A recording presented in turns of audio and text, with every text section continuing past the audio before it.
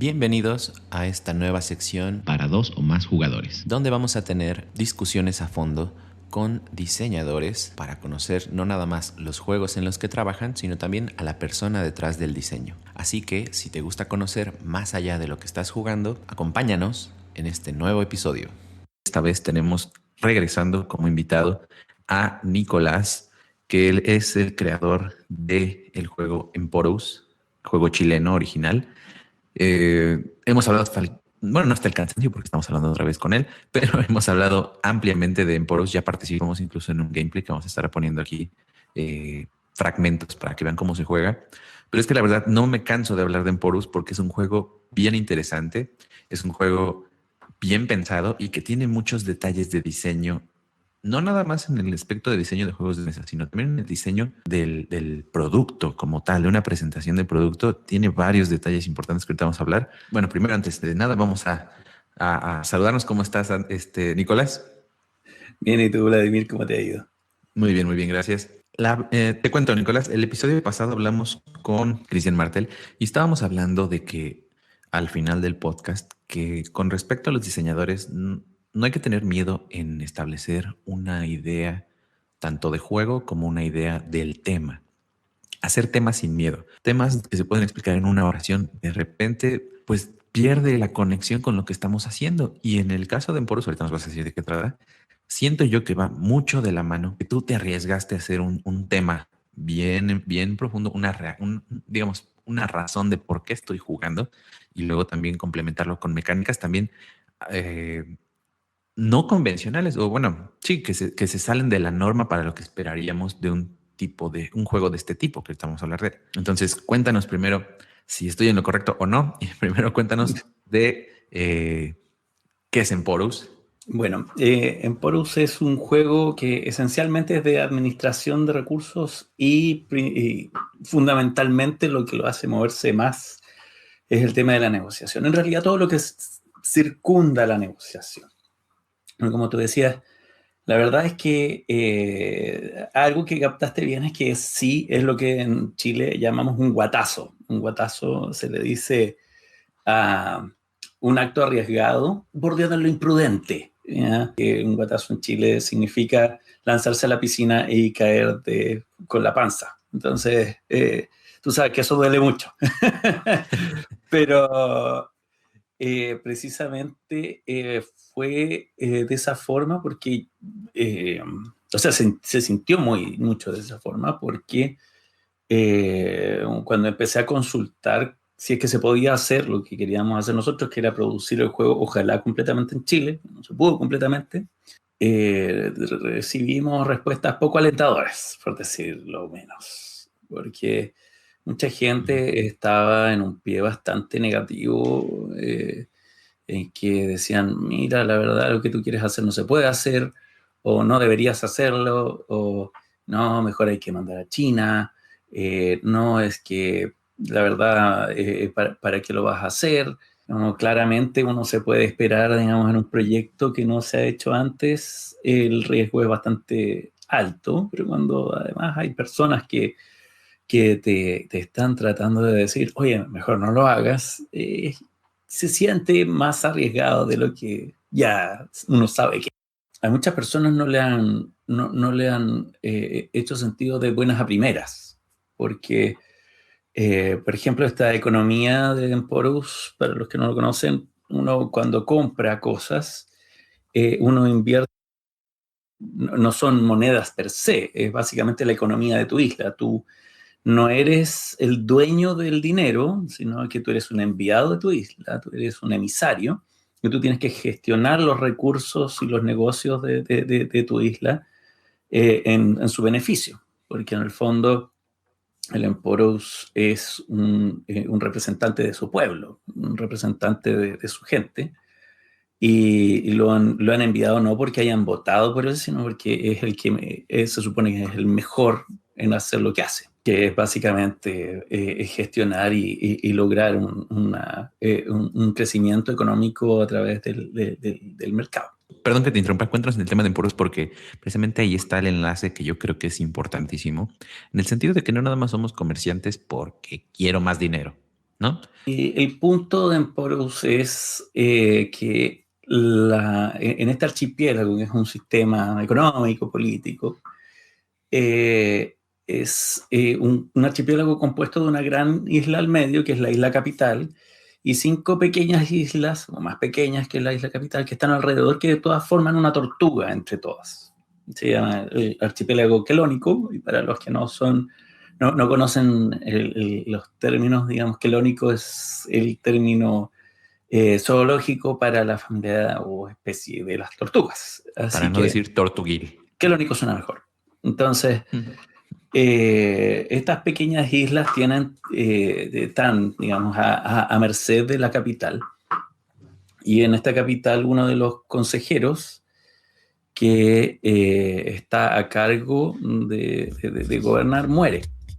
Que este archipiélago se gobierna por un sistema, un consejo municipal, un consejo de la ciudad, y uno de estos puestos está vacante. Y las islas ven su oportunidad para poder ganar una mejor posición política y económica para garantizarse una mejor calidad de vida, etc. Entonces, a eso mandan al Emporus, a hacer negocios y convencer de que él es el que mejor lo va a hacer para rellenar esos zapatos. En el fondo, la pugna es esa. Tú tienes que conseguir ese escaño, ese puesto para tu isla, y tú vas representando a tu gente.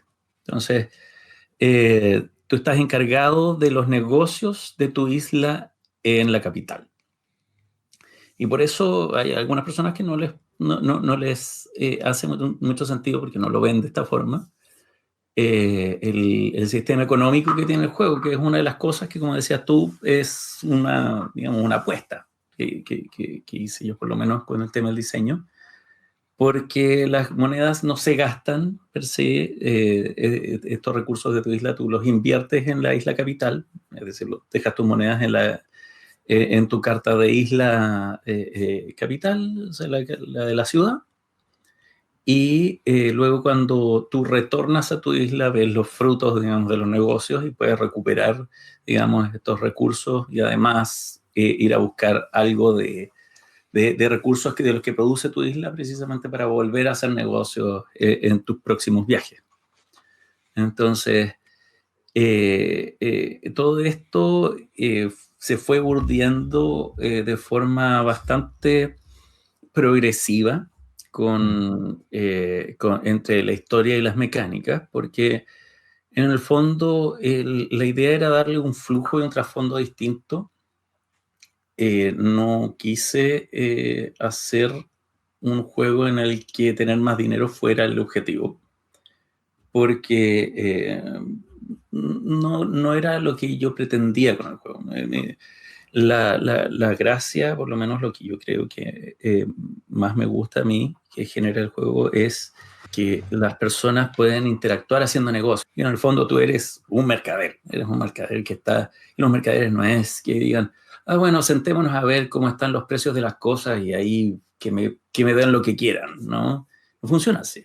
En el fondo, una persona que se dedica al comercio tiene que favorecer las condiciones para que precisamente si va a hacer un intercambio o va a hacer una venta, sea en las mejores condiciones posibles para poder marginar o obtener algún beneficio, ¿ya? Entonces, toda la lógica del juego está estructurada alrededor de esa idea. Yo he jugado con muchas personas y algunos de los que suelen salir más airosos y suelen dar mejor pelea, suelen ser los que no compran muchas monedas, no consiguen más dinero, ¿no? Para su isla, sino que tratan de optimizar y hacer lo justo y necesario con las monedas que parten y tratar de no gastar sus turnos y sus recursos en agrandar esa economía. Porque en el fondo la idea que tenía ahí yo era añadir un contrapeso a esta monetización del juego, de modo tal que el centro de atención no fuera el dinero per se, sino lo que puedes hacer con él, que es lo importante. Algo importante que salió a partir de esta necesidad de que el dinero no sea el centro es que también muy inteligentemente y muy elegantemente creaste una economía que se autorregula con esta regleta que tiene, que van aumentando los precios conforme la comida va, perdón, conforme los elementos van escaseando. eh, la- Obviamente se van haciendo más caros y por lo tanto implica que hay algún jugador que tiene esos recursos y por lo tanto, ¿qué voy a hacer yo? Gastar más dinero, que de por sí es un recurso limitado, o voy a sacar, digamos aquí en México diríamos, vamos a sacar el verbo, voy a convencer a alguien para que me cambie estos recursos. Y entonces más bien trata acerca del comercio, no trata acerca de la venta, que eso es un juego de comercio, no es del dinero, sino sería un juego de ventas. ¿No crees? Sí, si no sería mucho más fácil intercambiar monedas por cualquier cosa. Entonces, Mm.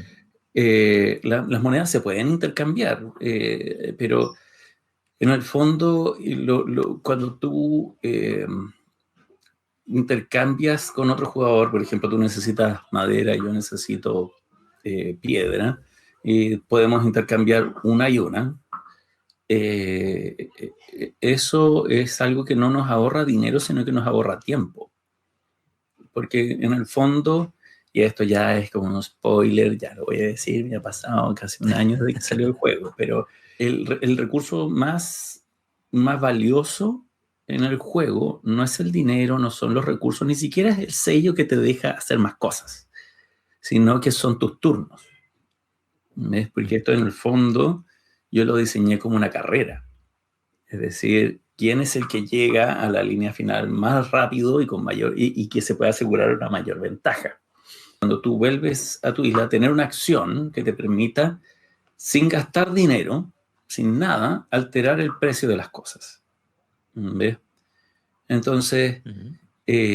cuando tú vuelves a tu isla, recuperas tu dinero y además sacas una loseta del mercado, de tu producción, con lo cual sutilmente vas o progresivamente vas alterando el precio de las cosas.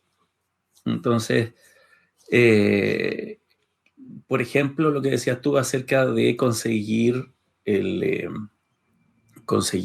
nuevas monedas te requiere recursos, te requiere tiempo, ¿cierto? Pero tiene varias Mm. dimensiones. Por ejemplo, conseguir mucho dinero puede sonar como una muy buena idea, pero en realidad tienes que pensarlo según lo que quieres hacer. ¿Por qué? Porque conseguir más dinero no solo es gastar recursos que conseguiste y que podrías usar para otra cosa, sino que además significa que tú bajas el precio de las cosas para los demás, lo que Ujú. hace que sus turnos puedan ser más óptimos.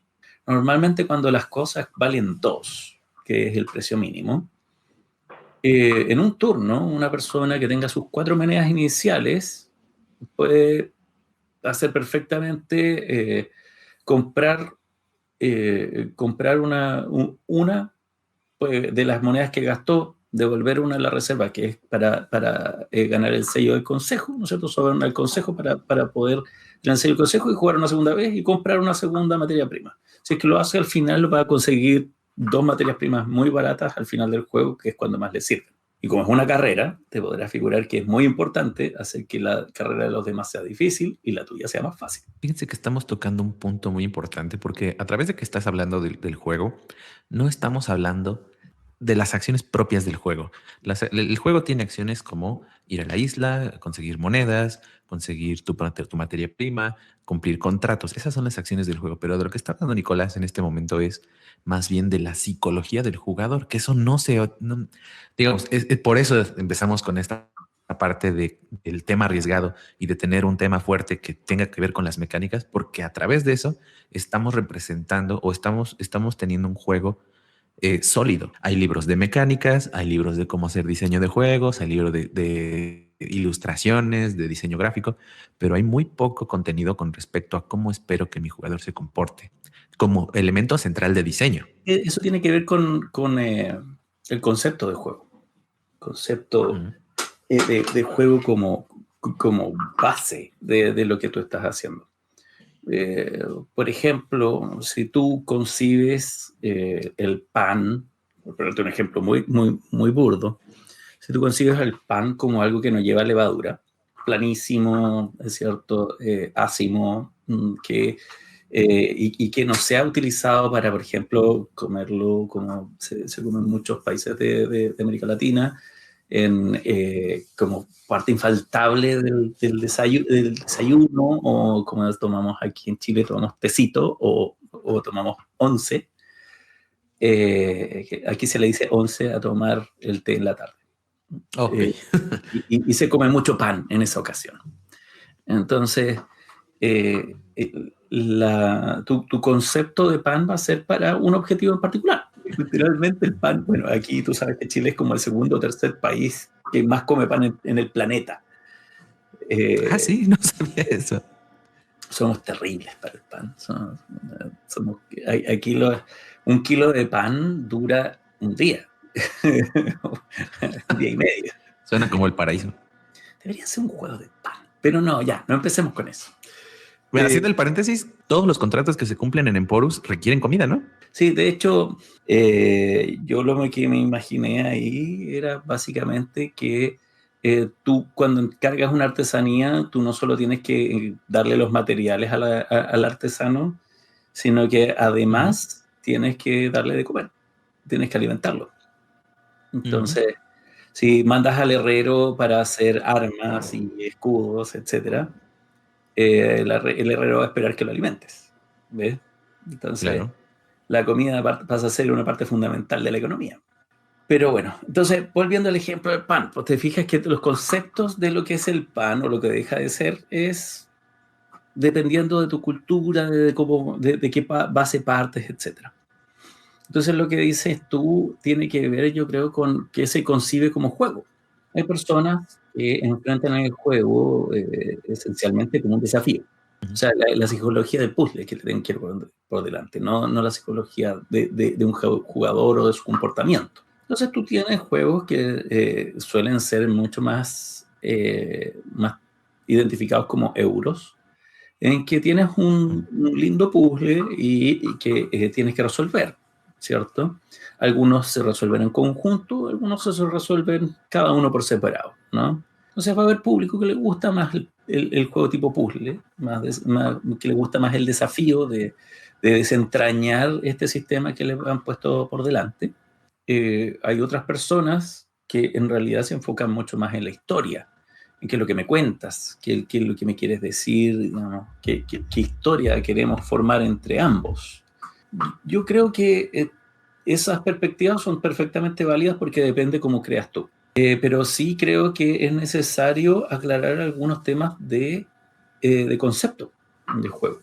Creo que yo se los comenté también en las entrevistas anteriores, que tiene que ver con que el juego en sí es un contexto de incentivos de conducta. Las reglas en sí son un incentivo de conducta, ¿cierto? ¿Tú sabes cuál es la diferencia entre las normas sociales y las normas de derecho? El derecho tiene sanciones. Tú no cumples y tienes una sanción, ¿cierto? Al final de un hermoso juicio, muy entretenido, ¿cierto? Soy abogado, sí, los juicios no son nada entretenidos. Pero el contexto de un juego, si te fijas, no tiene sanciones. ¿Por qué las acatamos? ¿Cierto? Ahí entran las normas sociales que no son de derecho, las normas de moral o directrices de ética, como quieras ponerle, se acatan por la aceptación del grupo, de mi grupo en particular. Bueno, en un juego de mesa es más o menos lo mismo, en un juego en general.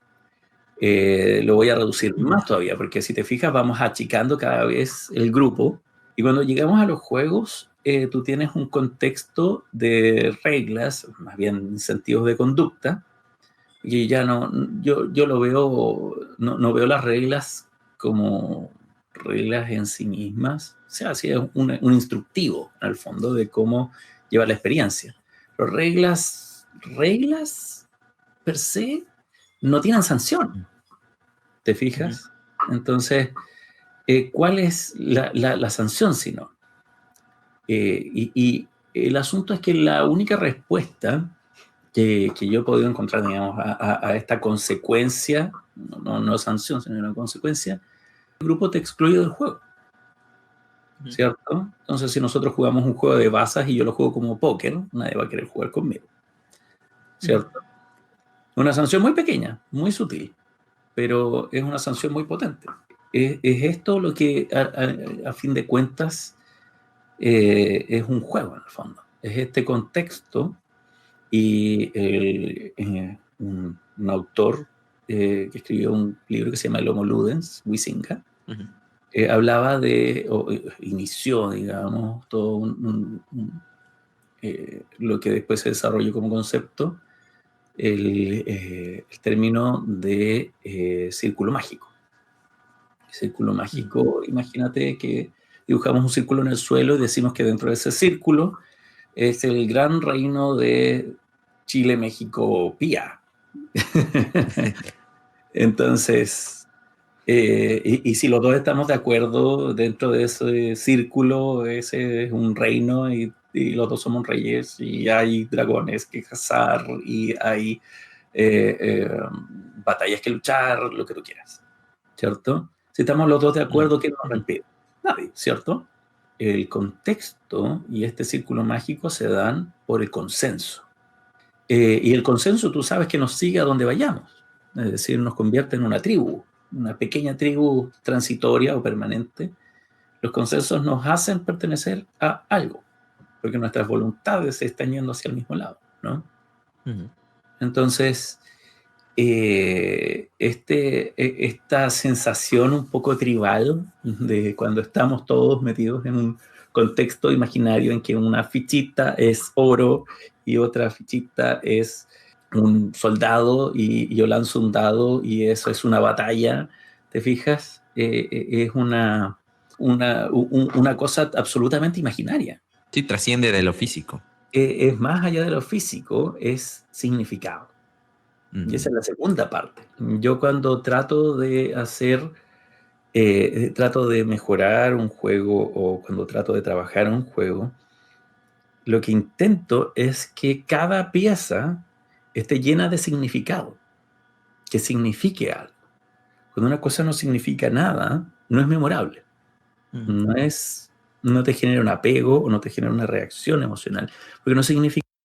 El juego, como lo concibo yo, es un contexto de incentivos de conducta que está encaminado a crear significado.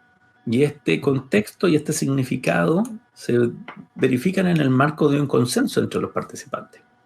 Si se genera una historia, mejor. Yo creo que me enfoco en esa parte de cómo funciona la gente cuando juegan. El enfoque mecánico a mí no me resulta bien. Hay personas que son buenas haciéndolo. Yo no creo ser bueno en un enfoque mecánico. Y tampoco creo ser bueno en un enfoque temático, porque igual soy maniático de las reglas, entonces trato o sea, no de las reglas, sino que de lo óptimo de las reglas. Entonces, para hacer algo más temático, tú tienes que ser un poquito más generoso con las reglas. Yo trato de evitar las excepciones por todos lados. De hecho, Emporus tiene muy pocas excepciones, si tú te has fijado. Sí. Yo traté de que fuera todo consistente. Mi enfoque temático trata de ser, en mi enfoque temático trato de ser orgánico también, que tenga como una lógica dentro de sí mismo. Y si es que quiero modificar algo temáticamente, tengo que hacer un cambio estructural. Yo siento que lo que tengo que hacer es modificar la estructura completa del juego. Yo trato de... no creo que me salga bien porque mis excepciones salen un poco, como le dicen los gringos, wonky. Se siente forzado, ¿no? Sí, se sienten forzadas. Diseñando el Emporus traté de hacer eso para ciertas situaciones y la verdad es que nunca se me ocurrió una excepción buena. Yo creo que hay personas que son buenas pensando excepciones, que ponen una excepción y no se siente fuera de lugar. Y benditos sean ellos. A mí no me sale. Entonces, digamos, esta sería como la ontología del juego. Sí. Pero ahora me gustaría hablar algo también muy importante y muy interesante de tu juego, que es, y que lo hablamos también con Cristian en el episodio pasado, que es a falta de una industria de prototipado y de creación de juegos de mesa, el diseño latinoamericano de juegos de mesa también es tecnología, estar desarrollando tecnología. Y en particular en Porus tiene algo bastante rescatable, que es que las mismas limitaciones para hacer tu juego te llevaron a tener una presentación no convencional, porque es una caja chiquita, Sí. pero también a desarrollar elementos pensados en un futuro. ¿Por qué? Porque supone, bueno, me parece que habías comentado que los embarques en Chile, pues es un país largo, entonces es demasiado caro y cuesta por el tamaño y el peso, entonces el hacer un juego reducido asegura que lo puedas transportar y vender más fácilmente. Por lo tanto, el juego no debería ser ni grande, ni estorboso, ni con componentes innecesarios. Por lo tanto, todo lo que viene en Porus se va a usar y todo se puede guardar, y si quieres enfundarlo se puede, y está medido a la perfección, y lo transportas, e incluso cuando lo abres se despliega básicamente el juego. Entonces, para mí, lo que me he encontrado con esto desde que los conozco a ustedes es que la creación de juegos es a la misma vez tecnología de juegos, porque las mismas limitaciones te están estableciendo cómo lo vas a hacer, si no, no lo vas a hacer, ¿no? Sí, no, sí, claramente. Y de hecho, mira, sabes que hasta te podría decir que las limitaciones de manufactura me han hecho bien para diseñar, Claro. porque en el fondo tengo que optimizar. De hecho, hay una cosa que hago yo. Yo no sé si será bueno para todos, será óptimo, no sé. A mí me ayuda mucho. Me ha ayudado a mejorar hartas cosas, muchas cosas, y ayudar a otros también a optimizar, digamos, los juegos que están haciendo. Que es que los componentes tengan más de un uso. Claro. Porque muchas veces, como te decía, como mi enfoque es darle significado a las piezas de un juego, trato de que tengan más de un significado. Entonces, este significado, por ejemplo, las monedas no son solo monedas, ¿cierto? Sino que las monedas se usan para obtener el sello, no son solo para comprar. Las joyas también, que no solo es una forma de... no lo quise usar solamente como una forma de aliviar un poco, porque inicialmente fue una válvula para darle un poco de respiro a los mercados un poco saturados, o sea, un poco víctimas de algunos jugadores que tratan de acaparar. Pero al mismo tiempo, si no los gastas, es decir, el incentivo para no gastarlo, es que te den un punto completo, es decir, una loseta, un punto, lo cual tú jugaste es bastante beneficioso, porque una sola compra te da un punto. Entonces, eso a su vez lo utilicé como un elemento disruptor de las economías, porque yo decía que si costaba, como en Emporus los precios van 2, 4, 6 y 8 monedas, según cuántas vayan quedando, van subiendo de a 2 en 2. Si le ponía 4, nadie iba a comprar de la segunda, puesto que siempre iba a ser más beneficioso comprar la segunda, ¿cierto? Claro. O sea, comprar eso en vez de comprar la segunda, y se iban a acabar inmediatamente las joyas. Pero si le ponía 6, entonces no había tanta diferencia con el siguiente paso. Entonces, ahí pensé y dije, bueno, podría ponerle 5, que sea intermedio. Eso generaba una disrupción bastante poderosa en la economía de los jugadores, porque todo vale 2, 4, 6 y 8, la tendencia normal del jugador es tener monedas en número par. Entonces siempre vas a tratar de tener o tus 4 monedas o tener 6 monedas, o ojalá 8 monedas. Pero normalmente llegan a las 6. Pero si tú gastas 5 monedas, te queda una que no te sirve para nada. No la puedes usar, no puedes comprar algo porque el precio mínimo son 2. Entonces se da una cosa bastante peculiar porque la gente no trata de comprar las joyas porque cuestan 5. Y 5 es más que 4, pero es menos que 6. Ajá. Y además es número impar, entonces como que genera un cortocircuito en muchas personas que los hace no adquirirlo de buenas a primeras. Por algún extraño motivo, algo tan sutil genera un impacto muy grande. Y te fijas que todas estas cosas congeniadas con mi idea de comprimir el juego materialmente. Es decir, podría perfectamente haber puesto un componente que si lo compras te da un punto al final de la partida fin, ¿cierto?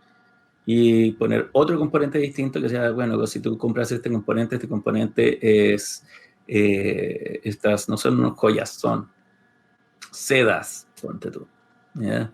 Y la seda vale por cualquier otra materia prima.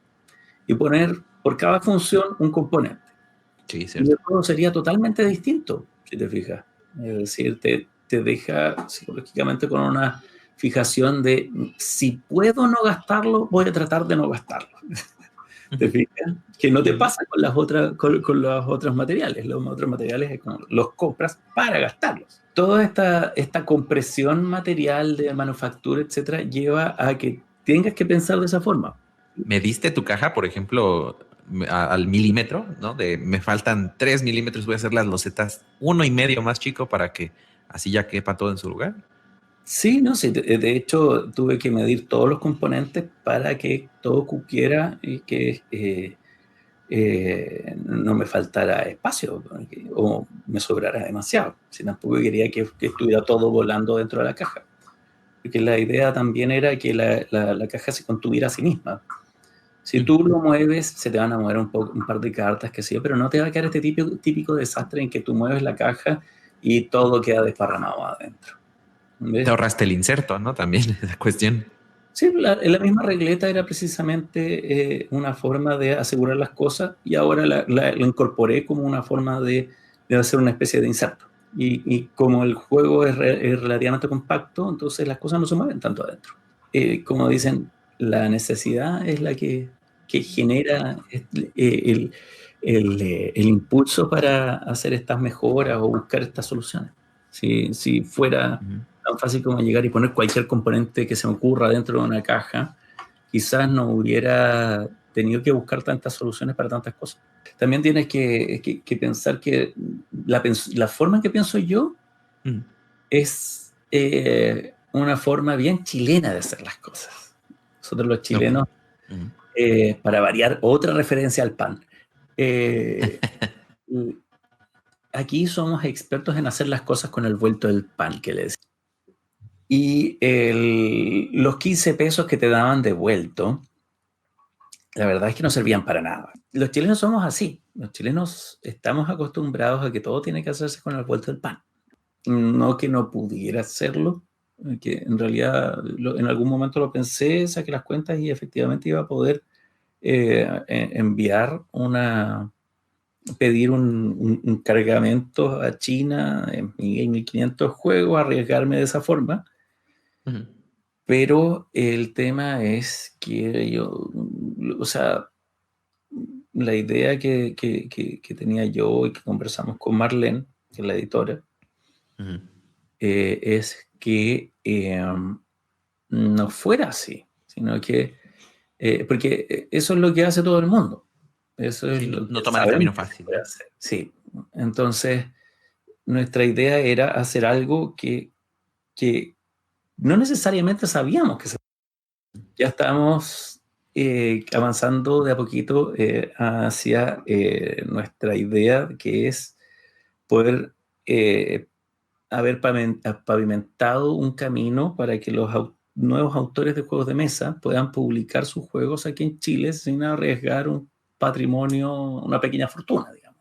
Claro. Ujú. Y creo que ahora estamos avanzando en ese sentido. Ahora los próximos meses, por ejemplo, Cristian Martel, Ujú. juntos estamos viendo el tema de su juego, su juego de cartas, no sé si te lo mencionó.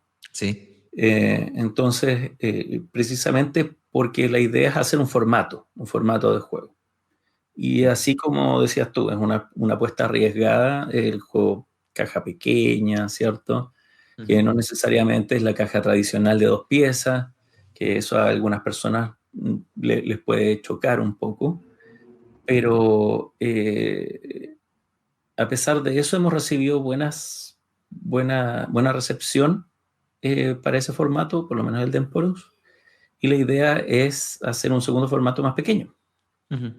Entonces, con esos 2 formatos, ya en que sabes cuánto puede medir tu caja, por ejemplo, tú sabes cuánto pueden medir tus piezas o cuántas piezas puedes meter adentro, cuántas cartas puedes meter dentro de la caja, porque simplemente tienes la caja y usas cartas cualquiera y las pones dentro de la caja. ¿Hasta cuántas cartas puedo poner aquí? Haces un prototipo de tu manual. Esto es lo que me diría mi manual. A ver, y puedes ver in situ, físicamente, qué es lo que puede ser tu juego y cómo sacar mayor partido de su presentación y muchas otras cosas.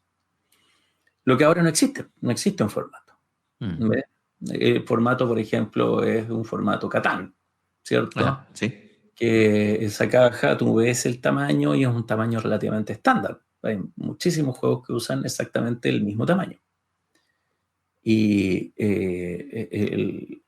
y estos formatos ayudan a democratizar un poco lo que es la generación de nuevos productos. Pero que este año sigamos avanzando en ese sentido, creo que sí lo vamos a poder hacer. ¿Ya? Ujú. Y seguir haciendo más juegos. Ya por último, para terminar, Sí, porque em, para variar me he extendido extremadamente largo. Lo siento.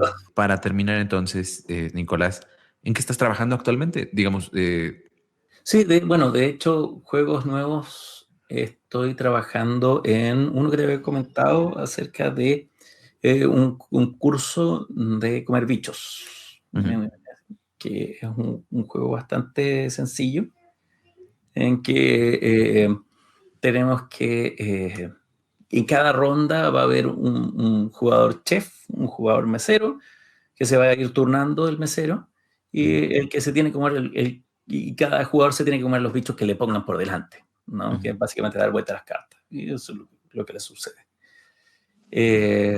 Ya hemos pasado una temporada de testeos, de pruebas, y ya requiere hacer su próxima evolución.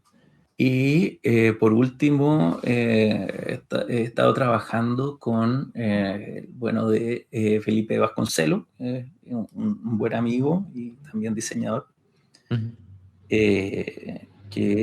bueno, él diseña porque básicamente le gusta mucho, pero siempre estamos desarrollando ideas, etcétera. De hecho, él me ayudó también bastante con el desarrollo de Emporus y me sirvió mucho la perspectiva de él, Ujú. porque, bueno, yo tengo 2 angelitos, así como el angelito bueno y el angelito malo, de Del diseño. la conciencia, ¿no? Pero esto es Ujú, para el diseño, que eso suele ser bueno, elegir gente con la cual conversar, que es muy distinta a uno. ujú. Entonces, Felipe es muy bueno captando a la gente y viendo patrones de juego y las reacciones. Entonces, él tiene una perspectiva muy, muy de, entre comillas, feeling del juego, tiene un buen ojo en ese sentido. Y cuando hay algo que no funciona, él dice, mira, hay algo que me molesta. No, de repente y me dice, no sé muy bien dónde, por qué. pero esto no me funciona, qué sé yo. Y es muy bueno en eso, y es muy útil porque de repente uno dentro del proyecto se va, digamos, se va al extra. Entonces con él estamos trabajando un diseño de él y ahí estábamos en la etapa del coqueteo para ver si es que lo sacamos juntos, o sea, lo ayudo a sacarlo a través de la editorial o si es que él lo quiere sacar solo, ahí vamos a ver qué es lo que pasa. Pero nuevamente te agradezco, Nicolás, porque me gustó que este episodio fuera especialmente dedicado no nada más al juego, que por cierto, recomendamos que vean todos los recursos que tienes en tu canal, que está el cómo jugar, hay gameplays en el que también estamos ahí con varios participantes, varios recursos. En la versión está para imprimir de Emporos, de dados, ¿no? Sí, también. Entonces hay más recursos. Roll and Sail. De hecho, el Roll and Sail, si es que quieren experimentar más o menos con las zonas mecánicas básicas de Emporus, eso les puede servir porque es una versión bastante simplificada. No me he tomado el tiempo para hacer el manual paso a paso, porque tenía ahí, como lo hice para una competencia Roll and Write, hice unos turnos de ejemplo para la competencia, pero están en inglés. Así que no los he traducido, toma bastante tiempo, así que un documento más o menos largo. Pero sí, pueden probarlo ahí, pueden probarlo en Tabletopía también. Me disculpo con los auditores que quedaron quizás un poco en la duda de muchas cosas que hablo del juego, pero la verdad es que, como dice Vladimir, ya hay mucho material en YouTube. Prefiero ya a estas alturas ahondar un poco en los temas de diseño y de las decisiones que se tuvieron que tomar y por qué. Porque creo que eso puede ser más edificante, le da como otro contexto. Así que están todos invitados y si el futuro lo permite, tenemos que jugar una revancha de Emporos. Sí, que fíjense que algo curioso que si pueden buscar ese gameplay en el canal de Emporous. Un buen juego también se reconoce cuando los estilos más estrafalarios de juego son soportados por el juego. Hay ocasiones en las que los juegos no soportan estilos de juego extremos. Como decías hace rato, las reglas están establecidas de una forma, X o Y, y si te sales de ese X o Y, o rompes el juego o ya te aburre jugar. Pero hay ocasiones en las que los juegos establecen una serie de reglas que permiten estilos de juego flexibles. Y eso es lo que permite que se amolde a cualquier jugador. El juego se soporta, ¿no? O sea, el sistema funciona. Sí, no se rompe, digamos. Precisamente para eso es que hay para los que quieran hacer juegos, mucho playtesting, muchas pruebas. En Porus lo sometí a casi 100 pruebas antes de publicarlo. Y por lo menos 20, no sé si 20 o 20 y tantas, más de 20, pues, tienen que haber sido. Fueron pruebas ciegas, en que solo mandaba el manual y el prototipo y me tenía que dar la retroalimentación.